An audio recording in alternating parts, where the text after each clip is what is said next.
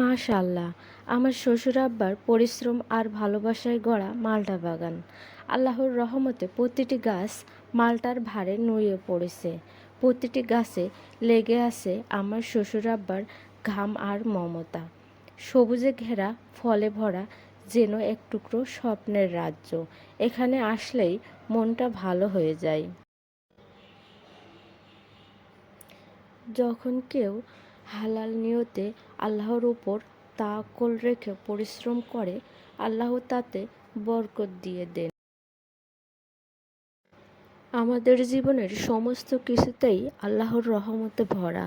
আল্লাহর রহমত ছাড়া একটাবার নিঃশ্বাস নেওয়ার ক্ষমতাও আমাদের নেই। আল্লাহ পাক এই বাগানের প্রতি আরও রহমত দান করুন। আমিন।